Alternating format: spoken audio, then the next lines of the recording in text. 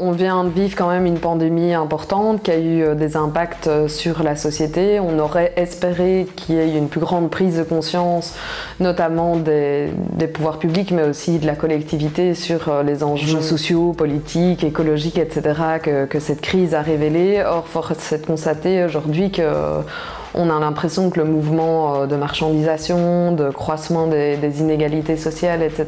est plutôt en marche qu'à reculons.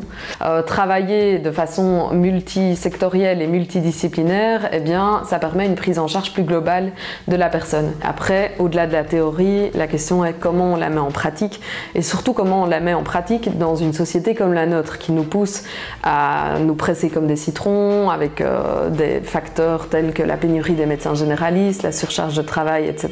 On va réfléchir lors de ce colloque à ces questions-là. Des événements comme ce colloque, en fait, il n'y en a pas si souvent que ça. Ici, au moins, on essaye pendant 2 jours de se forcer collectivement à croiser les regards pour co-construire dans des dynamiques d'intelligence collective. Il est plus important que jamais que les acteurs de première ligne comme les nôtres, donc les maisons médicales, les services sociaux, les mutualités, les syndicats, etc., se réveillent, fassent convergence et puissent gagner petit à petit un rapport de force qu'on a perdu depuis bien longtemps, à savoir la question sociale sur la question économique.